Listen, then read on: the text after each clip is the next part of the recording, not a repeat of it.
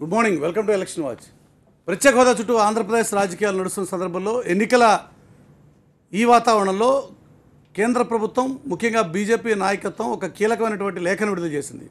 కేంద్ర మంత్రి పీయూష్ గోయల్ విడుదల చేసినటువంటి లేఖలో ప్రధానంగా ప్రత్యేక హోదా బదులు ప్రత్యేక ప్యాకేజ్ కావాలని, ఆ ప్యాకేజ్ ఏ రూపంలో ఎంత ఇవ్వాలి అన్న విషయాన్ని కూడా చంద్రబాబు నాయుడే స్వయంగా చెప్పారు అన్నది పీయూష్ గోయల్ చేస్తున్నటువంటి కమెంట్. పీయూష్ గోయల్ విడుదల చేసినటువంటి ఈ లేఖే ప్రధానంగా ఇప్పుడు వివాదాస్పదం అవుతుంది. దాని చుట్టూ ఇప్పుడు రాజకీయం అంతా కూడా నడుస్తుంది. ప్రత్యేక హోదాకి తిరోధకాలు ఇచ్చింది చంద్రబాబు అంటూ వైపు వైసీపీ నాయకులు ఆరోపణ చేస్తున్న సందర్భంలో బీజేపీ విడుదల చేసినటువంటి లేఖ ఇది వైఎస్ఆర్సీపీ నాయకులకు ఒక పెద్ద అస్త్రంగా మారింది. ఈ అంశం మీద మనం విశ్లేషించబోతాం. అందుకంటే ముందు పీయూష్ గోయల్ ఈ విషయంలో ముందుగా ఏమన్నారో ఒకసారి చూద్దాం. This is a copy of the letter that Chandrababu Naidu Garu has written to Honorable Finance Minister Shri Arun Jaitley ji on 24th October 2016.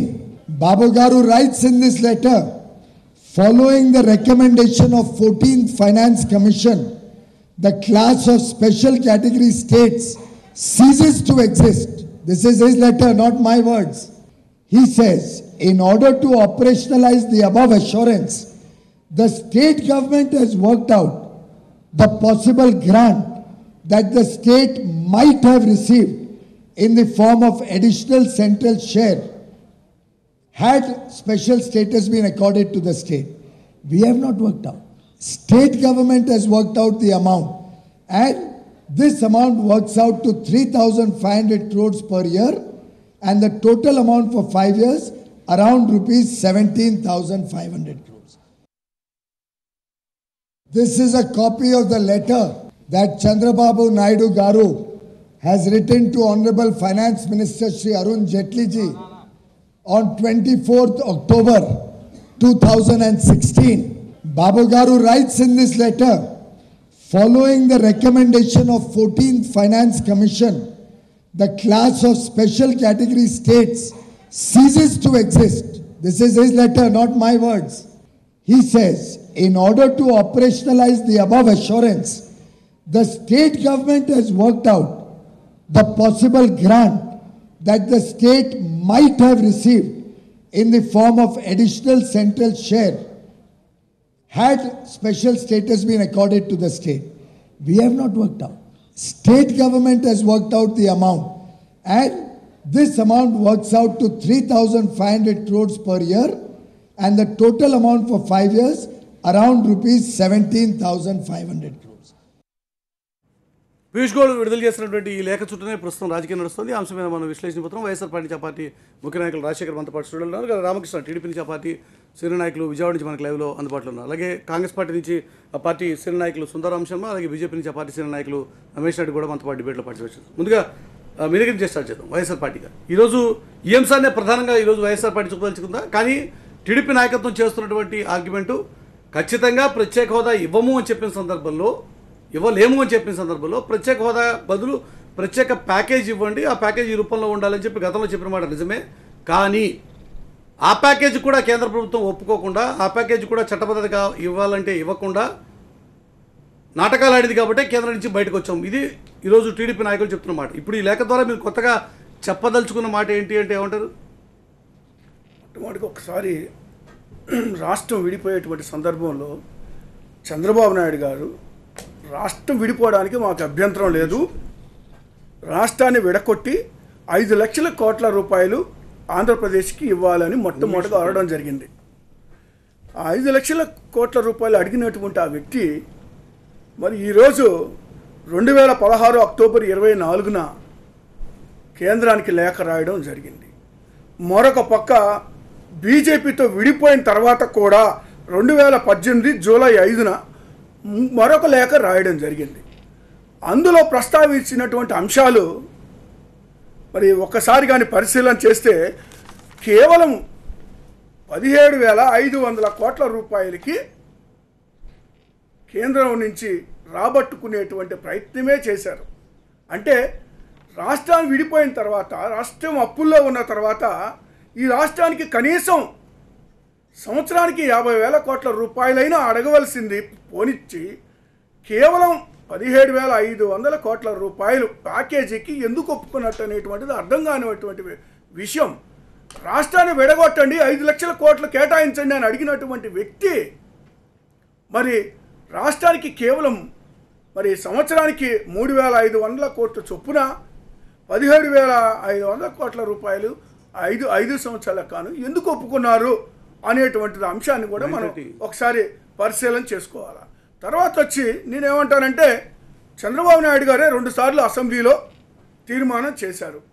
ప్రత్యేక హోదా అవసరము, రాష్ట్రానికి ప్రత్యేక హోదా ఇవ్వండి అని తీర్మానం చేశాడు. చేతులు కడుక్కున్నాడు, ఆ విషయాన్ని వదిలేశాడు. కానీ ప్యాకేజీకి మరి 2017 సెప్టెంబర్ 7వ తారీఖున ప్యాకేజీ ప్రకటించినప్పుడు అరుణ్ జైట్లీ గారు అర్ధరాత్రే ప్రెస్ మీట్ పెట్టి ఎందుకు ఆహ్వానించడం జరిగింది, మరుసటి రోజే మరి 7వ తారీఖు జరిగింది, మళ్ళీ 9వ తారీఖు అసెంబ్లీలో ధన్యవాద తీర్మానాలు చేయడం కూడా జరిగింది. ఇవన్నీ ఎందుకు చేశారు? ఆ రోజు ఎందుకు అన్ని పార్టీల నిర్ణయాలు అడగలేదు, లేదా ప్రజా సంఘాల నిర్ణయాలు అడగలేదు, ఉద్యోగ సంఘాల నిర్ణయాలు అడగలేదు, లేకపోతే విద్యార్థి సంఘాలు నిర్ణయాలు ఎందుకు అడగలేదు? వాళ్ళెవరిని కూడా సంప్రదించకుండా సొంతగా తీసుకున్నటువంటి నిర్ణయం ఆయన. తర్వాత బీజేపీతో మరి స్పెషల్ ప్యాకేజ్ ఎప్పుడైతే బీజేపీ విడుదల కొద్దిగా చేసిందో మరి రాజధానికి సంబంధించి 3,500 కోట్ల రూపాయలు ఇస్తామన్నటువంటి బీజేపీ 2,500 కోట్ల రూపాయలు ఇస్తే అది కేవలం తాత్కాలిక రాజధానికి మాత్రమే ఉపయోగించారు. అందులో పూర్తి స్థాయిలో అవినీతి జరిగింది అని కేంద్రం నుంచి కూడా నిధులు రావడంలో మరి జాప్యం జరిగింది. అది అలా ఉంచితే నేను ఒకటి అడుగుతా ఉన్నా, ఈరోజు బీజేపీ ప్రభుత్వం ఏర్పడ్డాక మరి ఆ రోజు ఏం చెప్పారు? కేవలం నీతి ఆయోగ్ వచ్చింది, 14th ఫైనాన్స్ కమిషన్ ఒప్పుకోవడం లేదు ఇవ్వడానికి అన్నారు. కానీ నేను ఒకటే అడుగుతున్నా, బీజేపీ అధికారంలోకి వచ్చాక మరి 8 నెలల 22 రోజులు ఉంది ఏది 14th ఫైనాన్స్ కమిషన్కి, అక్కడి నుంచి నీతి ఆయోగ్కి. ఈ 8 నెలల 22 రోజులు టీడీపీ నాయకులు చంద్రబాబు నాయుడు గారు ఏం చేస్తా ఉన్నారు? పార్లమెంట్ బలం మీద నిద్రపోతున్నారా? ఈ ప్రశ్న ఎందుకు లేవలెత్తారు? ప్రత్యేక హోదా ఎందుకు సాధించుకోలేదు? రామకృష్ణ గారు 24th అక్టోబర్ 2016 మీరే లేఖ రాసిన మాట నిజం కాదా?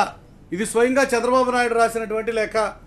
ఆ లేఖలో సారాంశం ప్రకారం, లేఖలో అడిగిన దాని ప్రకారం, ఆయన సూచించిన మేరకే, ఆయన అసెస్ చేసి ఇచ్చినటువంటి లెక్కల మేరకే 17,500 కోట్ల రూపాయలు ఇవ్వడానికి మేము అంగీకరించాం. ఇది పీయూష్ గోయల్ నిన్న విడుదల చేసినటువంటి లేఖ సారాంశం. ఇప్పుడు తెలుగుదేశం పార్టీ నాయకులు ఏం సమాధానం చెప్తారు అంటే ఏమంటారు?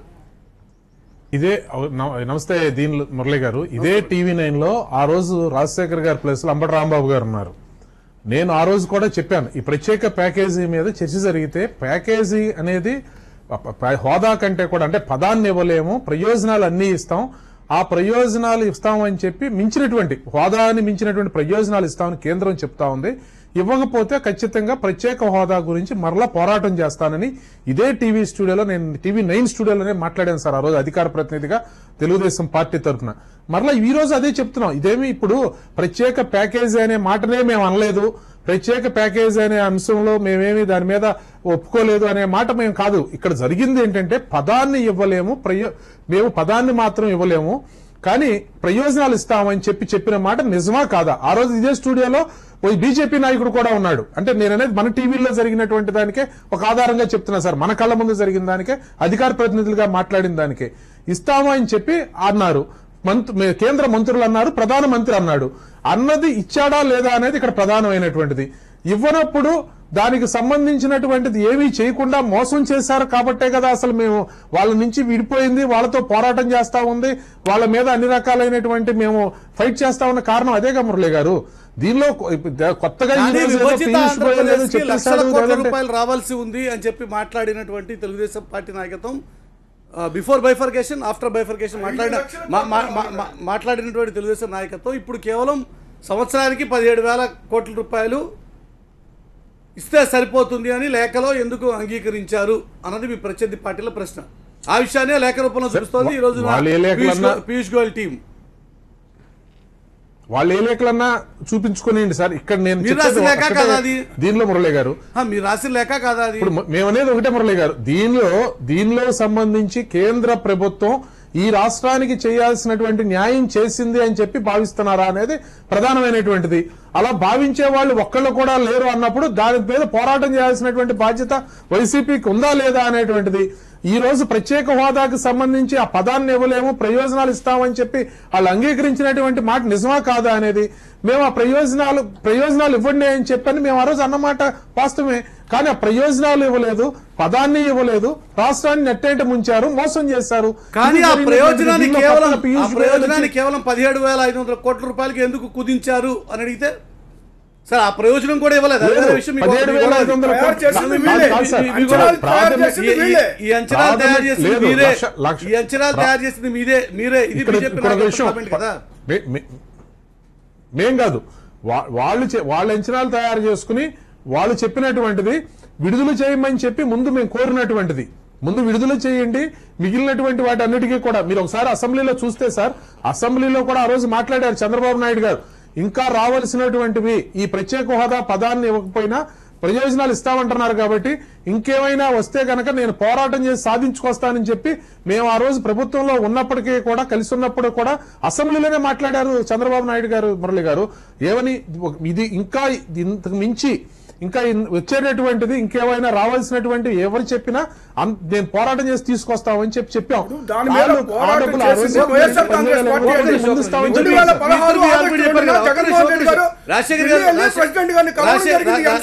రాజశేఖర్ గారు రామకృష్ణ ఒక్క నిమిషం అయితే ఆ విషయంలో బీజేపీ నాయకత్వం కూడా బీజేపీ నుంచి మనతో పాటు రమేష్ రెడ్డి గారు ఇక్కడ సమస్య ప్రత్యేక హోదా ఇవ్వలేదు, ప్రత్యేక హోదా బదులు ప్రయోజనాలు అనుకుంటే అది కూడా ఇవ్వలేదు. పైపెచ్చు ఆ రోజున మీరు ఇచ్చినటువంటి లేఖ చెప్తే అవును కరెక్టే, మేమే చెప్పాం, అసెంబ్లీలో తీర్మానం చేసాం, అభినందించాం, కానీ అది ఇవ్వలేదు ఇది ఇవ్వలేదు కదా. అది కదా ఇప్పుడు టీడీపీ నాయకత్వం కూడా ఏం చెప్తారు సమాధానం? ఈ చర్చకు పోయే ముందర నిన్ననే మేము మేనిఫెస్టో రిలీజ్ చేసాం. 2-3 పాయింట్ల కన్నా ఎక్కువ మేనిఫెస్టో గురించి మాట్లాడదాం సార్. మీ మేనిఫెస్టో గురించి పెద్దగా చర్చించలేదు. ఎందుకంటే ఇది కూడా 2014 మీ మేనిఫెస్టోలో ఇప్పటి ఉపరాష్ట్రపతి గారు వెంకయ్య నాయుడు గారు పెట్టినటువంటి కమిట్మెంటే. ముందు దాని సంగతి వెళ్తే ఇప్పుడు 2019 మేనిఫెస్టో గురించి మాట్లాడదాం. నేను 2 పాయింట్ల కన్నా ఎక్కువ చెప్పను, 2 విషయాలు చెప్తా. ఈ రాష్ట్రంలో భారతీయ జనతా పార్టీ ఒకే ఒక లక్ష్యంతో ముందుకు పోయింది. దాంట్లో ఏంది, రాష్ట్రం అధికార వికేంద్రీకరణ జరగాలన్నటువంటి ఆలోచన. 2014 మేనిఫెస్టో 2019 మేనిఫెస్టో అప్పుడు పెట్టాం, ఇప్పుడు పెట్టాం ఇదే అంశాన్ని. అదే అంశాలు ఈ రాష్ట్రంలో అధికార వికేంద్రీకరణ జరగాలని చెప్పి కోరుకున్నటువంటి పార్టీ బీజేపీ. ఈ రాష్ట్రంలో పోలవరానికి సంబంధించినటువంటి మొదటి ప్రాధాన్యత ఇచ్చింది బీజేపీ. అలాగే ఎస్టీలను అందరినీ, బోయలను అందరినీ కూడా ఎస్టీల్లో చేర్చాలన్నటువంటి ఆలోచనతో బీజేపీ ఉంది. ఇలాంటి విషయాలకు సంబంధించినటువంటి అంశాలను చర్చిస్తారని నేను ఆశించా. ఎనీహో పాడిందే పాడరా పాసిపడ దాయర్ అన్నట్టు ఈ ప్రత్యేక హోదాకు సంబంధించి నేను కాదనలే, ప్రత్యేక హోదాకు సంబంధించిన విషయంలో వీళ్ళిద్దరు అధికారంలో ఉన్నటువంటి తెలుగుదేశం పార్టీ చెప్పుకోవడంలో ఏమి చేసింది, ఏమి చేయబోతుంది చెప్పుకోవడంలో ఫెయిల్ అయింది. ప్రతిపక్ష పార్టీ కూడా తను ఏ విధమైనటువంటి నిర్మాణాత్మకమైనటువంటి ప్రతిపక్ష పాత్ర పోషిస్తున్నామో చెప్పుకోవడంలో వీళ్ళు. రమేష్ రెడ్డి మీ మాట మీద అభ్యంతరం ఉంది. పాచిపోయింది అని మీరు చెప్పినప్పటికీ 2014లో ఇచ్చినటువంటి కమిట్మెంట్ 2019 కూడా ఫుల్ఫిల్ చేయకపోగా ప్యాకేజీ లేదు, ప్యాకేజీ బదులు ఇస్తామన్నటువంటి ప్రయోజనాలు లేవన్న విషయం మీద అది ఇప్పటికీ పాచిపోయిందని మీరు అన్నా. రాష్ట్ర ప్రజల దృష్టిలో అది చాలా సబ్జెక్ట్ అలైవ్గా ఉన్నటువంటి సబ్జెక్ట్ కాబట్టి మీరు మాట్లాడచ్చు. ఇప్పుడు అధికార పార్టీ ఏం చేయాలి, ఏం చేయబోతుంది అని చెప్పుకోవడంలో విఫలమయ్యారు పూర్తిగా 100%. ప్రతిపక్ష పార్టీ వీళ్ళ మీద, ప్రతిపక్ష పార్టీ ఏ విధమైనటువంటి నిర్మాణాత్మకమైనటువంటి ప్రతిపక్ష పాత్ర పోషించాలో దాంట్లో పూర్తిగా విఫలమైంది.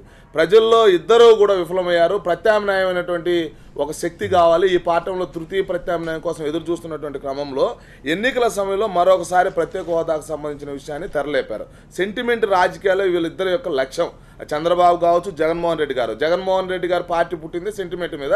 అదే చంద్రబాబు నాయుడు గారు కూడా సెంటిమెంట్ రాజకీయాలతోనే ఢిల్లీకి గల్లీకి పోటీ పెట్టి ఈరోజు మాట్లాడుతున్నాడు.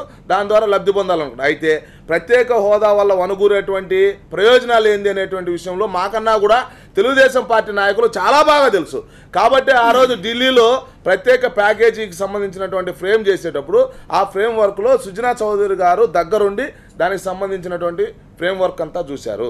అదే సమయంలో దానికి సంబంధించి సిగ్నేచర్ కూడా పెట్టారు ఆ రోజు కేంద్ర సహాయ మంత్రిగా ఉన్నటువంటి సుజనా చౌదరి గారు. ఇదే సమయంలో జగన్మోహన్ రెడ్డి గారు ఏం చేయాలంటే, వీళ్ళు నిజమైనటువంటి రాష్ట్ర ప్రయోజనాలు ఆశించగానే వీళ్ళు ఉంటే, వీళ్ళకి చిత్తశుద్ధి ఉండింటే ప్రత్యేక ప్యాకేజ్ అనేది మీరు ఒప్పుకున్నారు కదా, స్పెషల్ పర్పస్ వెహికల్ అనేది ఒకటి ప్రారంభించాలి కదా, ఎందుకు ప్రారంభించలేదు అని చెప్పి అడగలేదు. అదే క్రమంలో ప్రత్యేక హోదా వల్ల వనుగూరేటువంటి ప్రయోజనాలను వీళ్ళు క్యాలిక్యులేట్ చేసి ప్రజలకు చెప్పడంలో పూర్తిగా విఫలమయ్యారు. చెప్పాలి ఎక్కడ ఎంత ప్రయోజనం చేకూరుతుందని ఇప్పుడు రాజశేఖర్ గారిని అడిగినా చెప్పలేడు. ఏ విధమైనటువంటి ద్రవ రూపంలో ప్రత్యేక హోదా వల్ల ఎంత రాష్ట్రానికి వనగూరుతుంది పర్ హెడ్. ఒక్క నిమిషం రాజశేఖర్ గారు ఊరిలో అర్థవంతమైన చర్చ చేద్దాం. వైఎస్ఆర్సీపీ చేసేటువంటి చేతగాని మాటలు నా దగ్గర మాట్లాడితే చలో. ఒకటి, వైఎస్ఆర్సీపీ రాష్ట్ర ప్రజల పక్షాన మాట్లాడడం విఫలమైంది. ప్రత్యేక హోదా వల్ల వనగూరేటువంటి ప్రయోజనాలు చెప్పారు. రాజశేఖర్ గారు చెప్తారా, జగన్మోహన్ రెడ్డి సార్ చెప్తారా? కేవలం అబద్ధపు మాటలు, సెంటిమెంట్ పాలిటిక్స్ కోసం ఎందుకండి? తెలుగుదేశం పార్టీకి సంబంధించినటువంటి నాయకులు చేసినటువంటి ధర్నాలు, దీక్షలు, ఒక నిమిషం రాజశేఖర్ గారు నేను అడ్డు తగల, ధర్నాలు దీక్షలు పెట్టినటువంటి ఖర్చు ఎంతైతే ఉందో ఆ డబ్బు సరిపోతుంది ప్రత్యేక హోదాకు. ఒకసారి మాట్లాడుతుంటే నేనేమన్నాను, ఆయనకు అర్థం కావట్లేదు, ప్రజలే కోరట్లేదు. ఒక నిమిషం, మీరు అసెంబ్లీలో మాట్లాడరు,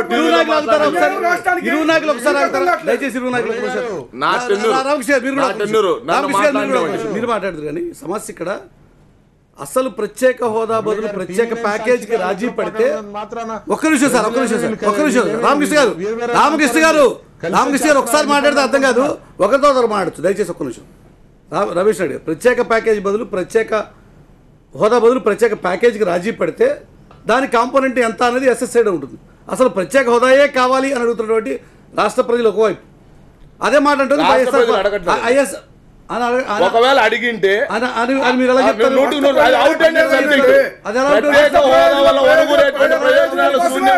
దానికన్నా బెటర్ కాంపెన్సేషన్ ఇస్తామని ప్రజలకు చెప్పాము, కాబట్టి ప్రతిపక్షాలు అధికార పార్టీ రెండు కుమ్మక్కయ్యి ప్రేరేపించిన ప్రజలు ఏం కాదు. వైఎస్ఆర్సీపీ మేధావి సంఘాలు అధికార పార్టీ అందరూ కలిసి బంధువులకు పిలిపిస్తే రోడ్ల మీద వాళ్ళ కార్యకర్తలు తప్ప ప్రజలు రాలా. ఎందుకంటే దానివల్ల ప్రత్యేక హోదా వల్ల ఈశాన్య రాష్ట్రాలకు స్పెషల్ స్టేటస్ ఉందా? ప్రత్యేక హోదా అనేది స్పెషల్ స్టేటస్ ఉందా లేదా? ఈశాన్య రాష్ట్రాలకు ఉందా లేదా? ఉంటే అక్కడ ఎందుకు నిరుద్యోగ సమస్య ఉంది? ఎందుకు జీవన ప్రమాణాలు ప్రజల్లో పెరగలేదు? ఆ ప్రాంతాలు ఎందుకు అభివృద్ధి చెందలేదు?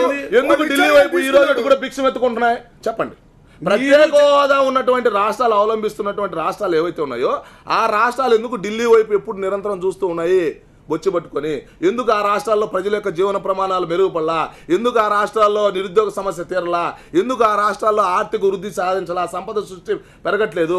కేవలం కార్పొరేట్ వ్యక్తులు శక్తులకు మాత్రమే చేస్తున్నారు ఈ రాష్ట్రంలో. భారతీయ జనతా పార్టీ తెలుగుదేశం పార్టీకి ప్రత్యామ్నాయంగా ఎదుగుతా ఉంటే ఓలువరో లేక ప్రతిపక్ష పాత్ర కూడా మాకు పోతాది అన్నటువంటి భయంతో బీజేపీ మీద వీళ్ళు కత్తి కట్టారు. రెండు విషయాలు, ప్రత్యేక హోదా ఉన్నటువంటి ఈశాన్య రాష్ట్రాలు బొచ్చ పట్టుకుని కేంద్ర వైపు ఎదురు చూస్తున్నాయి అన్నది మీ మాట అయితే, అదైతే వెంకయ్యనాయుడు గారు 2014 ఎన్నికల ముందు మీ మేనిఫెస్టో విడుదల చేస్తూ చెప్పినటువంటి మాట తప్పు అని చెప్పి రమేష్ నాయుడు గారు ముందు రాసిస్తారా? ఒకటి ఆగండి పూర్తిగా మాట కంప్లీట్ అవునండి.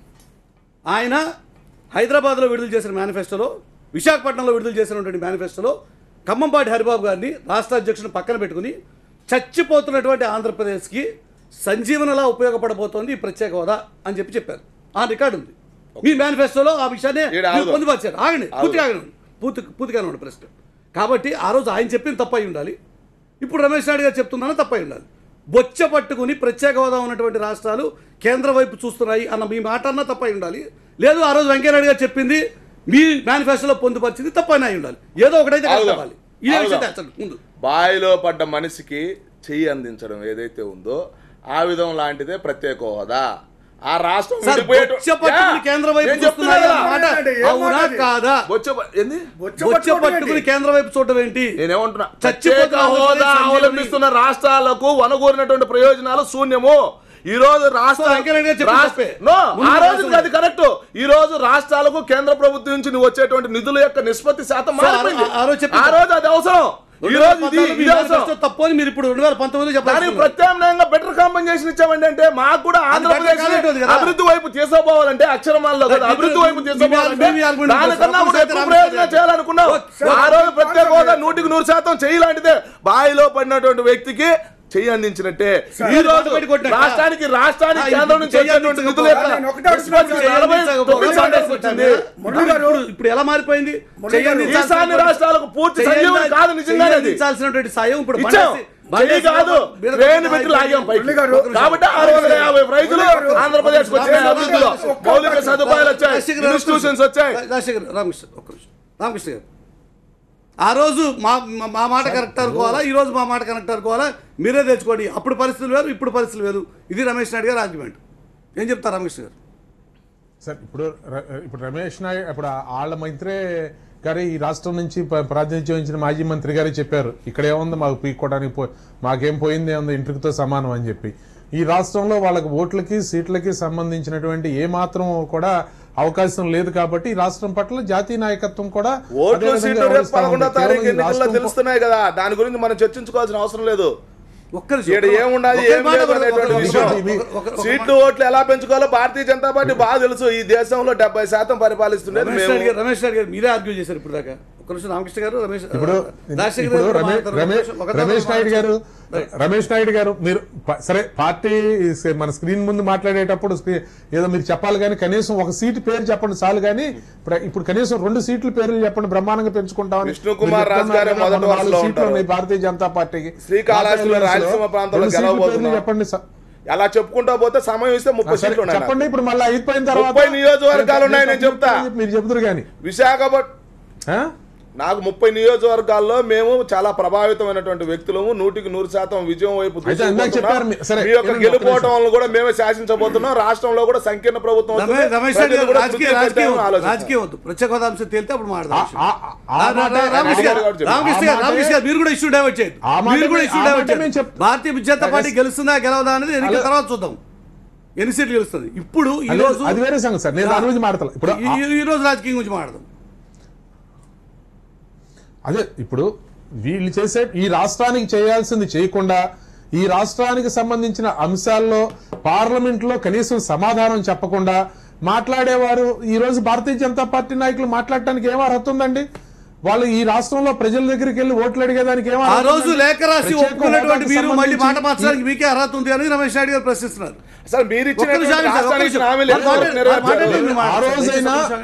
సమాధానం చెప్పండి. ఆ రోజైనా ఈ రోజైనా గతంలో అయినా ఒకే మాట కట్టుబడి ఉన్నాం. మీరు చూస్తే హోదా అనేటువంటి పదాన్ని మేము ఇవ్వలేం, ప్రయోజనాలన్నీ ఇస్తాం అని అన్న మాట నిజమా కాదా? అయితే మీరు ఇవ్వకుండా మోసం చేసి మమ్మల్ని మభ్యపెట్టి మమ్మల్ని మోసం చేస్తున్నారు కాబట్టి మేము బయటకు వచ్చి మీ మీద పోరాటం చేస్తున్నాం. ఇది రాష్ట్రం మీద జరుగుతున్నటువంటి కుట్రగా మేము తెలుసుకుని వెంటనే బయటకు వచ్చి మీ మీద పోరాటం చేస్తున్నాం. పదాన్ని ఇవ్వలేదు, ప్రయోజనాలు ఇవ్వలేదు అనేది ప్రధానమైనటువంటి అంశం సార్. ఈ రోజు ఒకటి గుర్తుపెట్టుకోవాల్సిన అంశం మురళి గారు, ఈ రాష్ట్రం పట్ల మేము తీసుకున్నటువంటి బాధ్యతను మాత్రం లో ఉన్నటువంటి అంశాలను ప్రస్తావిస్తా ఉన్నారు తప్పించి ఎవరైనా వారి బాధ్యత ఏంటో చెప్పటం లేదు మురళి గారు. చాలా కూలంకి మీరు ఒకసారి సూక్ష్మంగా ఆలోచించండి. ఆ రోజు దానిలో పెడతానికి కారణభూతమైన వాళ్ళం మేము అన్న వాళ్ళు ఎవరు కూడా దాని గురించి ప్రత్యేక హోదా గురించి అటు భారతీయ జనతా పార్టీ మాట్లాడలేదు. ఏది ప్రత్యేక హోదా పెట్టింది మేము దాని గురించి అని చెప్పి అది ఏదో పెట్టాము దానివల్ల ఉపయోగం ఏంటని చెప్పి వాళ్ళు మాట్లాడారు. ఈ రాష్ట్రం అష్ట కష్టాల్లో ఉన్నప్పుడు అధికారం చేపట్టినటువంటి మేము కేంద్ర ప్రభుత్వంతో తగాదా ఎందుకు, పదాన్ని కదా ప్రయోజనాలు ఇస్తామన్నా ప్రయోజనం విషయంలో కూడా వైఎస్ఆర్ పార్టీ ఇదే ఇష్యూ డిబేట్ కంటిన్యూ చేద్దాం. ఆ ప్రయోజనాన్ని మీరు అసెస్ చేయడంలో కూడా లోపం ఉంది అనేది వైఎస్ఆర్ పార్టీ ఆర్గ్యుమెంట్. చుట్టూనే ప్రత్యేక హోదాకి సంబంధించి రాసినటువంటి లేఖల చుట్టూనే ఆ రాజకీయమే ఇప్పుడు ప్రస్తుతం ఎన్నికల సందర్భంలో నడుస్తుంది. దాని గురించి డిబేట్ కంటిన్యూ అవుతుంది. రాజశేఖర్ ఇక్కడ సమస్య ఆ రోజు మేము ఒప్పుకున్న మాట నిజమే, మేము ఎక్కడ ఆ మాట దాచిపెట్టలేదు. కానీ ఆ తర్వాత కేంద్ర ప్రభుత్వం మోసం చేసింది కాబట్టి కేంద్ర ప్రభుత్వం నుంచి బయటకు వచ్చాం. ఇది ఈ రోజున టీడీపీ నాయకత్వం చేస్తున్నటువంటి ఆర్గ్యుమెంట్. ఇప్పుడు కొత్తగా బీజేపీ నాయకత్వం విడుదల చేసే లేఖే ఉంది, దాన్ని పట్టుకుని మీరు రాజకీయం చేయాల్సిందే ఉంది అన్నది ఆ పార్టీ అడుగుతున్న ప్రశ్న. బీజేపీని కూడా నేను ఒకటి ప్రశ్నిస్తానండి. ఎప్పుడు రాసిన లేఖ అది ఈరోజు బయటపెట్టి ఎన్నికల ప్రయోజనాల కోసమేగా బీజేపీ బయట పెట్టింది. ఎందుకు మాట్లాడలేదు ఇన్ని రోజులు? ఎందుకు మాట్లాడలేదు ఇన్ని రోజులు? దాని విషయం ఎందుకు ఎత్తలేదు? అసలు ఆ లెటర్ ఎందుకు బయటకు తీయలేదు? ఈరోజు ఎన్నికలు వస్తున్నాయి కాబట్టి ఆ లెటర్ బయటకు వచ్చింది. నేను ఒకటి కూడా చంద్రబాబు నాయుడు గారు 2 4 ద్వారా మీరు బయట పెట్టలేకపోతున్నారు కాబట్టి మేము బయట పెట్టాం.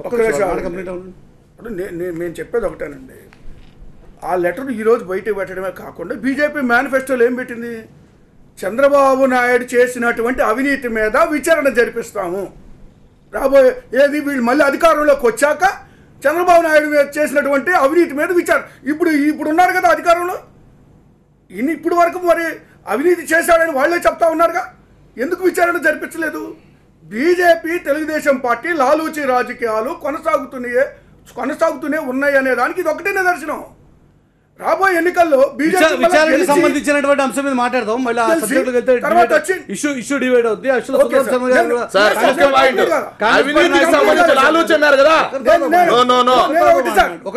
కంప్లీట్ కాలేస్తాను నేను. ఇంకో తర్వాత వచ్చి పట్టిసీమ ప్రాజెక్ట్ లో మెగా కృష్ణారెడ్డి దగ్గర మీరు 200 కోట్ల రూపాయలు తీసుకున్నారో లేదా?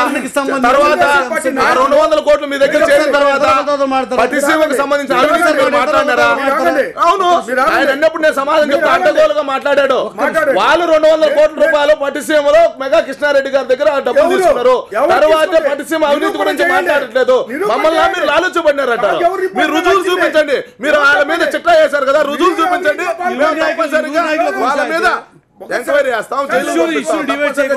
ప్రత్యేక హోదా గురించి మాట్లాడదలుచుకుంటే సుందరం అవకాశం. ప్రత్యేక హోదాకు సంబంధించి వాళ్ళు ఏం చెప్తా ఉన్నారు? మోసపోయాము అన్నారు కదండి. దానికే మీరు అడిగిన ప్రశ్న అన్నాం. మొట్టమొదటిగా మోసపోవటం ఏంటంటే 40 సంవత్సరాల అనుభవం దేనికి ఉపయోగపడింది? అవినీతికి ఉపయోగపడిందా, లేకపోతే అడ్డగోలు పరిపాలనకు ఉపయోగించుకున్నారా? 40 సంవత్సరాల అనుభవం ఉన్నటువంటి వ్యక్తి మోసపోవడం ఏంటి? ఇప్పుడు 11 ఈశాన్య రాష్ట్రాల్లో ప్రత్యేక హోదా ఇచ్చినటువంటి సందర్భంలో మనం తెచ్చుకోవడంలో విఫలమయ్యాం. మరి 18 అంశాలు ప్రత్యేక హోదాకు సంబంధించినటువంటి 18 అంశాలు సాధించుకోవడంలో విఫలమైపోయాం మనం. కేవలం అది ఎవరు తప్పిదం? అది అధికార పార్టీ. సుందరం శర్మ గారు కూడా రియాక్ట్ అవుతారు. శర్మ గారు మీరు ఏమంటారు ఈ విషయంలో? ఇప్పుడు జరుగుతున్నటువంటి చర్చ, బీజేపీ విడుదల చేసినటువంటి లేఖ, ఇదే కొత్త లేఖ. మేము ఆ రోజు ఒప్పుకున్న మాట నిజమే కదా, ఇప్పుడు కొత్తగా బీజేపీ నాయకత్వం చెప్పేదే ఉంది. ఆ రోజునే మోసం చేయాలనేటువంటి ఒక కుట్ర వాళ్ళ కడుపులో దాగి ఉంది కాబట్టి అన్నది వారి ఆర్గ్యుమెంట్. మీరు ఏమంటారు? ఒకటేంటంటే సార్, మీరు అన్నట్టు ఇవాళ పీయూష్ గోయల్ గారు వచ్చేసేసి నిన్ననేమన్నా ఒక సినిమా తీశాడు. ఏంటదంటే టీఆర్ఎస్ వాళ్ళను జగన్ గారు మాకు మిత్రులే అనేటువంటి తీయంగానే సరే పేపర్లలో అన్నింటిలో మెయిన్ హెడ్డింగ్ వచ్చింది, ముసుగు తొలగిపోయింది అని చెప్పారు. సరే ఆయన ఏం చేశాడంటే ఇవాళ ఇంకొక లెటర్ తీశాడు. తీసి వేస్తే ఇప్పుడు అసలు ముసుగుదో ఇప్పుడు తెలిసింది, జనాలకి తెలిసింది, ప్రజలకు తెలిసింది ఏంటంటే అసలు ముసుగు వేసుకుని ఇన్ని రోజులు ఈ బీజేపీ కానీ లేకపోతే తెలుగుదేశం పార్టీ వాళ్ళిద్దరూ కూడా ప్రత్యేక తరగతి హోదా విషయంలో ఉన్నారు అనేటువంటిది చెప్తా ఉన్నారు. నేను ఇవాళ ఒక్కటే చెప్తా ఉన్నా. ఇవాళ రోజున 2016 అక్టోబర్లోనే 24వ తారీఖునే చంద్రబాబు నాయుడు గారు 3,500 కోట్ల రూపాయలు అడిగారు అని చెప్పని మీరు చెప్పేటువంటి వాళ్ళు ఇన్ని రోజుల పాటు మీరు ఎందుకు కోరుకున్నారు?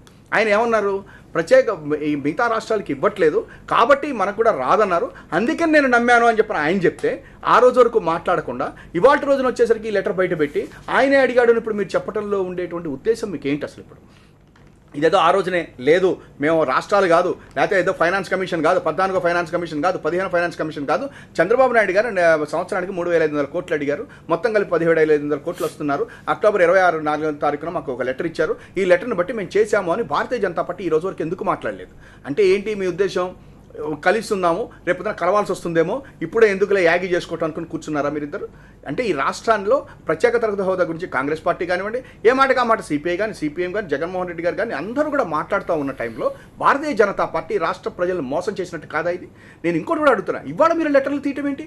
అసలు ఆయన రాసినటువంటి లెటర్ ప్రభుత్వానికి సంబంధించినటువంటి లెటర్, ఒక ప్రభుత్వం ఇంకో ప్రభుత్వానికి రాసినటువంటి లెటర్ని ఇవాళ నువ్వు రాజకీయ పార్టీలోగా రాజకీయ ఎన్నికల సమయంలో నువ్వు ఎందుకు బయటకు చేస్తున్నావు? ఇదైతే నువ్వు ముందే చేయాలి.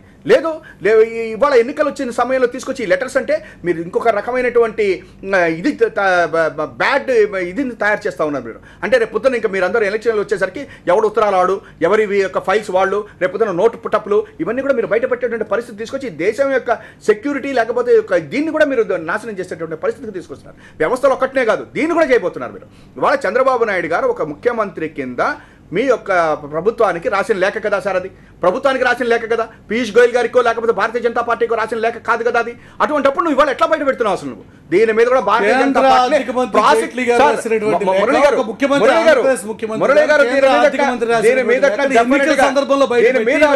కోర్టుకు వెళ్లాల్సినటువంటి అవసరం లేదు. ఎన్నికల సందర్భంలో బయట పెట్టి ఈరోజు బీజేపీ నాయకత్వం రాజకీయం చేయదలుచుకుందా? రాజకీయమే ముఖ్యమా? ఎవరిని అడిగి ఆ రోజు మీరు ఈ నిర్ణయం తీసుకున్నారంటే చంద్రబాబు నాయుడు గారిని అడిగి నిర్ణయం తీసుకున్నా ఉన్నారు. చంద్రబాబు నాయుడు గారు నిర్ణయం తీసుకుంటే మరి ఈ రోజు నా లేఖను ఎందుకు బయట పెడుతున్నారు? అసలు ఆ లేఖను ఎట్లా బయట పెడతారు మీరు? రాష్ట్ర ప్రభుత్వం యొక్క ఇష్టాను మేరకే మేము ఈరోజు ప్యాకేజీకి సంబంధించి ప్రకటన చేశాము అనే విషయం 100% ప్రజల్లో చెప్పాము ఆ రోజు. దానికి వాస్తవాలు కూడా చెప్పాము. ప్రతిపక్ష పార్టీ అధికార పార్టీ యొక్క 2 నాలుగుల ధోరణి సరైనటువంటి పద్ధతిలో మీరు తీసుకోలేకపోయారు కాబట్టి, ప్రజలకు వివరించి చెప్పలేకపోయారు కాబట్టి ఈయన చేసింది చాలా తప్పయ్యా. రాష్ట్ర ప్రజలను పక్కదారి పట్టిస్తున్నారు. ఈరోజు బీజేపీ మీద దాడి చేసి రాజకీయ ప్రయోజనం పొందాలనుకుంటున్నారు. సాక్ష్యాలు ఇదిగోండి అని ప్రజలకు తెలియాల్సినటువంటి అవసరం ఉంది. ఈ దేశంలో ప్రతి విషయము సామాన్యుడికి కూడా తెలియాలి. దాంట్లో తప్పే ఉందండి. లేక బయట రామకృష్ణ గారు మిమ్మల్ని ఎక్స్పోజ్ చేయడం కోసమే, మీ డబుల్ స్టాండర్డ్స్ ఎక్స్పోజ్ చేయడం కోసమే ఈ లేఖ విడుదల చేశాం. ఇది వార ఆర్గ్యుమెంట్. ఇప్పుడు అసలు దీనిలో మళ్ళీ చెప్పాల్సింది వాళ్ళు అంటే ఇప్పుడు కొత్త విషయాన్ని ఏం చెప్పారు వీళ్ళు నాకు అర్థం కాలేదు. చెప్పాల్సింది ఏదన్నా ఉంటే ఇదిగో మేము ప్రత్యేక హోదా పేరు మీదుగా రాష్ట్ర ప్రభుత్వానికి ఇదిగో ఇంత డబ్బు పంపించాము ఈ అకౌంట్లో అని చెప్పుంటే అది ఒక డిబేటబుల్ పాయింట్ సార్. దానికి ఖచ్చితంగా మేము పార్టీ ప్రతినిధులుగానో లేదంటే ప్రభుత్వానికి సంబంధించినటువంటి అధికార పార్టీ ప్రతినిధులుగా మేము సమాధానం చెప్పాలి. దీనిలో కొత్త ఇప్పుడు ఇదేమి ఒక్కరోజు జరగలేదు సార్, చాలా సంవత్సరాలుగా ఈ చర్చ జరుగుతూ ఉంది. మీరు ఒప్పుకున్నారు కానీ వాళ్ళన్నా, మీరు రాజీ పడ్డారు కానీ వీళ్ళన్నా, లేదా రకరకాలుగా జరుగుతుంది. మేము ఎందుకు మాట్లాడామో ప్రజలకు చెప్పాం, ప్రజలకు కూడా వివరించాం. ఇవన్నీ కూడా జరిగింది. ఇవాళ వాళ్ళు పీయూష్ గోయల్ ఏదన్నా ఇదిగో ప్రత్యేక హోదా గురించి రాష్ట్ర ప్రభుత్వం అంగీకరించి అందుకు మేము ఇదిగో 17,500 కోట్లు మాత్రం పలానా అకౌంట్ లో పెట్టాం, ఈ డబ్బులు ఇలా వాడుకున్నారు. లేదా ఒక నిమిషం, లెట్ మీ కంప్లీట్. అంటే మీరు ఒప్పుకుంటున్నారా 17,500 కోట్లు మీరు అడిగిన మాట వాస్తవా? లెటర్లో ఉంది. వాస్తవా? అంటే మీరు ఒక్క నిమిషం, మీరేమని చెప్పారు ఇంతకు ముందంతా మాకు ఇక్కడ రాష్ట్ర ప్రజలకి కానీ మా కాంగ్రెస్ పార్టీకి కానీ మీరేమని చెప్పారు? అక్కడ 14 ఫైనాన్స్ కమిషన్ వాళ్ళు ఒప్పుకోలేదు, నీతి ఆయోగ్ ఒప్పుకోలేదు, మిగతా రాష్ట్రాల్లో ఉన్నటువంటి వాళ్ళకి ఇవ్వలేదు, కాబట్టి మీకు రాదన్నారు, కాబట్టి ఇంకా మేము ప్యాకేజీకి ఒప్పుకున్నాం అని చెప్పి నిన్నటి వరకు చెప్పారే తప్ప ఈ ఉత్తరం ఇట్లా మేము రాశాము 3,500 కోట్లు అడిగాము వాళ్ళు మాకు ఇట్లా ప్యాకేజ్ అన్నారు అనేటువంటి విషయం ఇప్పటివరకు చెప్పలా. ఇప్పుడు చెప్పేస్తూ దాన్ని ఎట్లా మాట్లాడతారు? జాయిన్ అయినట్టున్నారు. వింటున్నాను సార్, శర్మ గారు జాయిన్ అయినా వినండి సార్, లేట్ గా జాయిన్ కాదు. నేను అనేది ఇందాకే చెప్పాను సార్, ఆ మాటలు అయిపోయినాయి. ఇందాక నేను మాట్లాడాను స్టార్టింగ్ నుంచి, మీరు లేరు అనుకుంటా. నేను అనేది అవన్నీ అయిపోయినాయి సార్. ఎందుకు వరకు ఈ రాష్ట్ర ప్రజలకు చెప్పలా మీరు సార్? ఈ రాష్ట్ర ప్రజలకు ఇప్పటి వరకు మీరు ఈ లెటర్ ఇట్లా రాశారు. మీరు సంబంధించి జనాభా నిష్పత్తి ప్రకారం ఎంత వస్తది ప్రత్యేక అంటే 3,500 కోట్ల రూపాయలు 3,500 కోట్లు మీరు క్యాలిక్యులేషన్ వేశారు, మీరు వేశారు. ఇవన్నీ చెప్పలా ఇప్పటి వరకు 3,500 కోట్ల రూపాయలు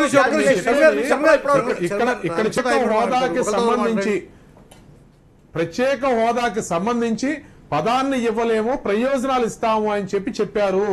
ఆ ప్రయోజనాలు ఇవ్వలేదు, పదము ఇవ్వలేదు, ఏమీ ఇవ్వకుండా ఈ రాష్ట్రాన్ని మోసం చేశారు.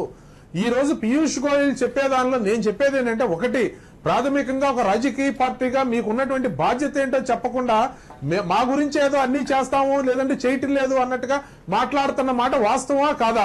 అంటే మా గురించే చేస్తే. దీంతో పాటుగా ఈ రోజు బీజేపీ మేనిఫెస్టోలో పొందుపరిచినటువంటి ఒక ముఖ్యమైనటువంటి అంశం, ఈ రోజున తెలుగుదేశం పార్టీ అవినీతి మీద విచారణ జరిపిస్తాము అని చెప్పి మేనిఫెస్టోలో నిన్న పొందుపరిచినటువంటి కొన్ని కీలకమైనటువంటి అంశాల్లో ఒకటి తెలుగుదేశం పార్టీకి సంబంధించినటువంటి అవినీతి మీద కూడా విచారణ జరిపిస్తామని ఈ రోజున భారతీయ జనతా పార్టీ నాయకత్వం అటువంటి ప్రకటనల ద్వారా ఏం చెప్పదలుచుకున్నది ఈరోజు ప్రత్యర్థి పార్టీలు అడుగుతున్నటువంటి ప్రశ్న.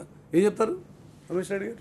ఈరోజు బెదిరిస్తున్నారా పరోక్షంగా? ఆల్రెడీ ఇప్పటికే మీ మీద ఉన్నటువంటి కంప్లైంట్ ఐటీని, సిబిఐని, ఈడీని అన్ని విచ్చలవిడిగా వాడుతున్నారు అని ఈరోజు మీరు చేస్తున్నటువంటి ప్రకటన సారాంశం అదేనా? వ్యవస్థలను నాశనం చేయడం, వ్యవస్థలను వాడుకోవడం, అవినీతిని కూడా వ్యవస్థీకృతం చేయడం ఏదైతే ఉందో అది కాంగ్రెస్ పార్టీకి, చంద్రబాబు నాయుడుకి వెన్నతో పెట్టినటువంటి విద్య. అయితే మేమేమంటున్నామంటే ఈ రాష్ట్రంలో అవినీతికి సంబంధించినటువంటి ఆధారాలు కొన్ని ఇప్పుడిప్పుడే దొరుకుతున్నాయి. దాని మీద 100% రాబోయే 4 పాటు సంవత్సరం చేసిన తర్వాత 4 పాటు కలిసి ప్రతిపక్ష పార్టీ ఆరోపించింది, ఆరోపణల వరకే పరిమితమైపోయారు. పవన్ కళ్యాణ్ గారు కూడా ఆరోపణ చేశారు. ఇప్పుడు పవన్ కళ్యాణ్ గారు ఏమన్నారండి? లోకేష్ మీద నిర్దిష్టమైనటువంటి ఒక ప్రకటన చేశాడు, ఒక విమర్శ చేశాడు. తర్వాత దాని తాలూకా ఆధారాలు ఇచ్చారు. వీళ్ళందరూ కూడా ప్రతిపక్ష పార్టీలకు సంబంధించిన వాళ్ళందరూ విమర్శిస్తూ వచ్చారు. అదే సమయంలో మేము ఆంధ్రప్రదేశ్ సంబంధించిన కొందరు వ్యక్తుల అవినీతి మీద ఐటీ రైట్స్ జరుగుతుంటే ఇది ఆంధ్రప్రదేశ్ ప్రజల మీద దాడి జరుగుతుంది, ఇది కేవలం తెలుగుదేశం పార్టీని అణిచివేత కోసం మీరే టీవీలో డిబేట్ పెడుతున్నాం మనమే. కాబట్టి నేనేమంటున్నా, ఆంధ్రప్రదేశ్లో జరిగేటువంటి అవినీతి మీద ఏ పార్టీ అధికారంలో ఉన్నా 100% దాని మీద తప్పనిసరిగా దాని బాధ్యులను జైలుకు పంపించాల్సినటువంటి అవసరం ఉంది. రెండోది, రాయలసీమ ప్రాంత ప్రజల హక్కు, రాయలసీమ ప్రాంత ప్రజల యొక్క చిరకాల వాంఛైనటువంటి రాయలసీమ ప్రాంతంలో హైకోర్టు రావాలి. ఒక ప్రాంతంలో రాజధాని వస్తే ఒక ప్రాంతంలో హైకోర్టు రావాలని ఎప్పటి నుంచో పెద్ద మనుషుల ఒప్పందం ఉంది. దానికి సంబంధించిన విషయంలో చంద్రబాబు నాయుడు గారు మాట తప్పాడు. రాయలసీమ పుత్రుడిగా పుట్టి అధిక సీట్లు ఓట్లు సాధించిన ప్రతిపక్ష నేత జగన్ కూడా ప్రశ్నించడంలో విఫలమయ్యారు. రాయలసీమ ప్రాంత ప్రజలకు వీళ్ళిద్దరూ కూడా ద్రోహం చేశారు. బీజేపీ మాత్రమే రాబోయే రోజుల్లో 100% రాయలసీమ ప్రాంతంలో పూర్తి స్థాయి హైకోర్టును ఏర్పాటు చేయబోతుంది. ఆంధ్రప్రదేశ్ కి ద్రోహం చేసింది మీరు. రెండోది, ఎస్టీలు ఎవరైతే ఉన్నారో వాల్మీకులు చాలా బడుగు బలహీన వర్గాలు సంబంధించినటువంటి వాళ్ళు, ఎస్సీలు ఏ విధంగా ఆర్థికంగా చితికిపోయి ఉన్నారో వాళ్ళతో సమానంగా రాయలసీమ ప్రాంతంలో ఉన్నటువంటి వాళ్ళందరూ ఫ్యాక్షన్ కోరల్లో చిక్కుకొని బోయిలు వాల్మీకులందరూ కూడా ఆ స్థితిలో దిగజారిపోతున్నారు. వాళ్ళని కూడా ఎస్టీల్లో చేపిస్తా అని చెప్పి చంద్రబాబు నాయుడు హామీ ఇచ్చాడు.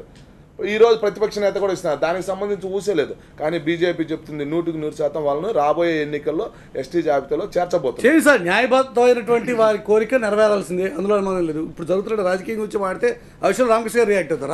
రామకృష్ణ గారు, ఈరోజు మీకు సంబంధించి మీరు చేసినటువంటి అవినీతికి సంబంధించి ఆధారాలు దొరుకుతున్నాయి కాబట్టే రాబోయే కాలంలో విచారణ నేర్పిస్తాం, ఇది బీజేపీ నాయకత్వం మాట.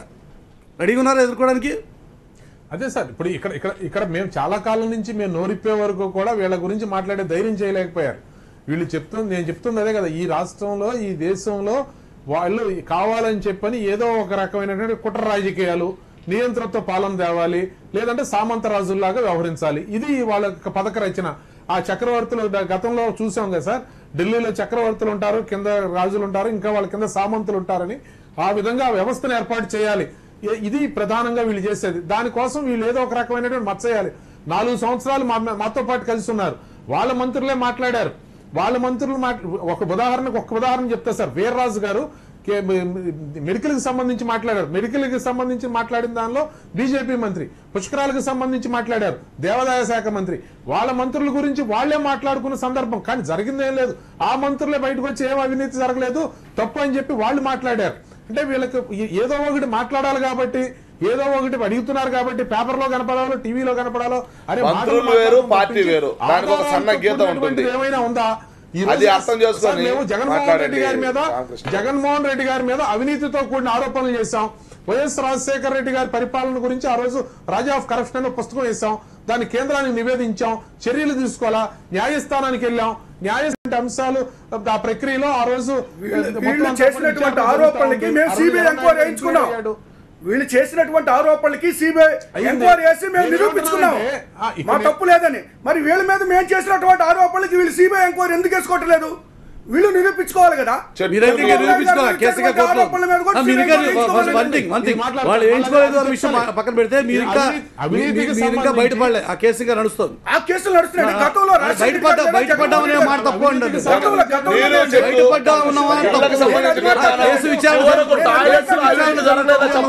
గురించి మాట్లాడలేదు. రాజశేఖర రెడ్డి గారు ఉన్నప్పుడు ఔటర్ రింగ్ రోడ్డు మీద రాజశేఖర రెడ్డి గారి మీద ఆరోపణ, పరిటాల రవి గారి హత్యకి సంబంధించి జగన్మోహన్ రెడ్డి గారి మీద ఆరోపణ, ఈ రెండింటి మీద విచారణ మేము వేసుకున్నాము, నిరూపించుకున్నాం మా తప్పు లేదని. వీళ్ళ మీద వచ్చేటువంటి ఈ రోజు జరుగుతున్నటువంటి వాటి జగన్మోహన్ రెడ్డి కానీ 18 కేసులు చంద్రబాబు నాయుడు గారి మీద స్టే తెచ్చుకొని విచారణకి ఎందుకు రావట్లేదని అడుగుతున్నామండి. అవినీతి లేవండి, అన్ని లేవు. ఇది చాలా డిబేట్స్ అన్ని మళ్ళీ పెట్టండి మురళి గారు. నేను అన్ని కేసుల వారికి వివరాలు చెప్తా గానీ నేను అనేది ఏంటంటే ఆధారాలతో కూడినటువంటి ఆరోపణలు చేయాలి. ఊరినే ఆధారరహితంగా ఏదో పేపర్లో నీరు చెట్టు దాంట్లో అవినీతి జరగలేదా? సుందరరావు శర్మ గారు కూడా పిల్లలకు పెట్టేటువంటి భోజనంలో అవినీతి జరగలేదా? పోలవరం ప్రాజెక్టులో సందర్శన భోజనాన్ని కలెక్ట్ చేయలేదా? ఒక నిమిషం సుందరరావు శర్మ గారు, ఈరోజు భారతీయ జనతా పార్టీ బెదిరించి తెలుగుదేశం పార్టీ లొంగ తీసుకుంటోంది అని చెప్పి అనుకోవాలా, లేక వారు చేస్తున్న ఆరోపణలు నిజం ఉంది అనుకోవాలా? ఏది నిజం సార్? ఫస్ట్ నిజంగా ఆంధ్రప్రదేశ్లో తెలుగుదేశం రాష్ట్ర ప్రభుత్వం మీద అవినీతి ఉన్నది, దాన్ని మేము డెఫినెట్గా ఎంక్వైరీ చేస్తామని వీళ్ళ మేనిఫెస్టోలో పెట్టుకున్నారు. మీరు ఇంకా ప్రతిపక్షంలో లేరు. వీళ్ళకి ప్రతిపక్షం అలవాటైపోయి 50-60 సంవత్సరాల నుంచి ఇంకా మేము ప్రతిపక్షంలో ఉన్నాం, అధికారంలోకి వస్తే చేస్తామని అనుకుంటున్నారు. కానీ మీరు అధికారంలోనే ఉన్నారు. ఒక కేంద్ర ప్రభుత్వంలో మీరు అధికారంలో ఉన్నారు. మీరు నిజంగా అక్కడ కనుక అవినీతి జరిగినట్లయితే మీకు ఉన్నటువంటి ఈవెన్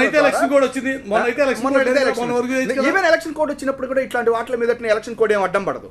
ఎందుకని చెప్పారంటే నిన్న ఉగ్ర నరసింహారెడ్డి గారు అని చెప్పారని మా గుంటూరులో ఉన్నటువంటి ఆయన మీద ఐటీ రైడ్ జరిగింది. కాబట్టి ఆయన ఏ పార్టీలో ఉన్నారు? ఇప్పుడు తెలుగుదేశం పార్టీలో ఉన్నారు, మా పార్టీ కాదు ఆయన. కాకపోతే నేనేమని చెప్తున్నానంటే దానికి ఏం ఎన్నికల కోడ్ సపోర్ట్ లేదు. ఇవాళ రోజున మీరు కాంగ్రెస్ పార్టీ మాదిరి అబాస్ పాలు కాకూడదు. జగన్మోహన్ రెడ్డిని ఏ విధంగా అక్రమంగా ఇరికించారో ఆ విధంగా మేము రమేష్ నాయుడు గారు ఇరికించాలనుకుంటున్నాం. బెదిరించడం కాదు, అవకాశం కూడా ఉంది అని చెప్తున్నాడు ఆయన. ఇవాళ రోజున మీరు నిజంగా అవినీతి జరిగింది అని అనుకుంటే డెఫినెట్ గా మీరు పోయి ఎంక్వైరీ చేయొచ్చు.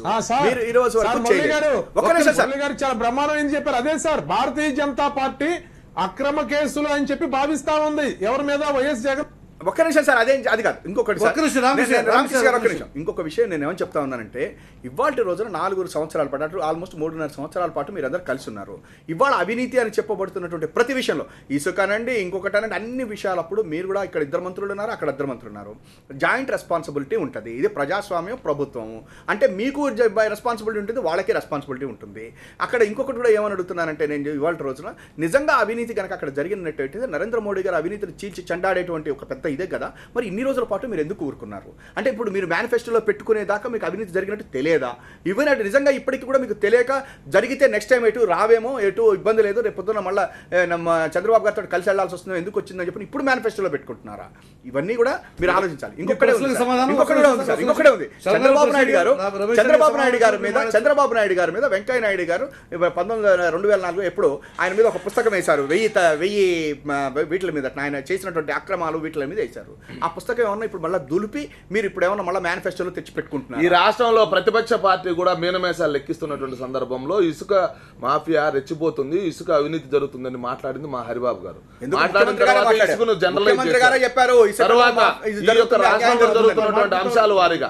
కానీ నేనేమంటున్నానంటే, కాంగ్రెస్ పార్టీ లాగా వ్యవస్థలను చేతిలో పెట్టుకొని తన మాట వినకపోతే వాడు అవినీతి పరుడు, ఇంతే సచివులని జగన్మోహన్ రెడ్డి పట్ల వ్యవహరించినటువంటి విధానం మీరు ఒప్పుకుంటున్నారా? జగన్మోహన్ రెడ్డి మీద ఒక ప్రభుత్వము తన ఇష్టం వచ్చినట్టు చెప్తే మేమే చేసేది కూడా కరెక్టే. తెలుగుదేశం ఇవాళ మంత్రి చెప్తుంది అది కరెక్టే సార్. ఒకటే ఇవాళ రోజున చంద్రబాబు నాయుడు గారు చెప్తున్నారు, రమేష్ నాయుడు గారు దీనికి ఒక్క సమాధానం చెప్పండి, నేను అడగట్లేదు. ఇవాళ చంద్రబాబు నాయుడు గారు చెప్తున్నారు వ్యవస్థలన్నీ పెట్టి నన్ను ఇబ్బందులు పెడుతున్నారు అని. మేము చేసింది కనుక నిజమో అని మీరు నమ్మేటైతే ఇప్పుడు మీరు చేస్తుంది చంద్రబాబు నాయుడు గారు కూడా కరెక్ట్ అవుతుంది. మేము ప్రజలకు జవాబుదారితనము, వ్యవస్థలు పనిచేసుకోవాలా, వ్యవస్థలకు స్వేచ్ఛ ఇచ్చాం కాబట్టి వాటికి తొందరపాటి వేగవంతం చేస్తే రాజకీయ అంశంగా మార్చుకుంటారు. నేను ఒకటే చెప్తానండి, ఈరోజు ఇప్పటికిప్పుడు ఎన్నికలు వస్తున్నటువంటి సందర్భంలో ఈ లెటర్ను బయటపెట్టి బీజేపీ బ్లాక్మెయిల్ రాజకీయాలు చేయడానికి పూనుకున్నదండి. దీన్ని బట్టి చూస్తే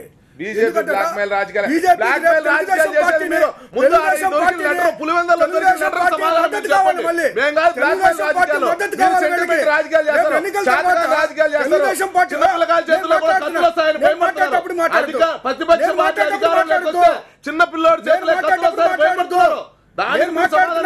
నేను మాట్లాడేటప్పుడు మాట్లాడుతూ మీరు మరి మేము బ్లాక్ మెయిల్ రాజకీయాలు. ఈ రోజు ఎన్నికల తర్వాత మళ్ళీ ఇదే తెలుగుదేశం పార్టీ బీజేపీకి తప్పకుండా సపోర్ట్ చేస్తూ ఉంటుంది. దానికి ఉదాహరణ పార్లమెంట్లో కేంద్ర మంత్రి స్వయంగా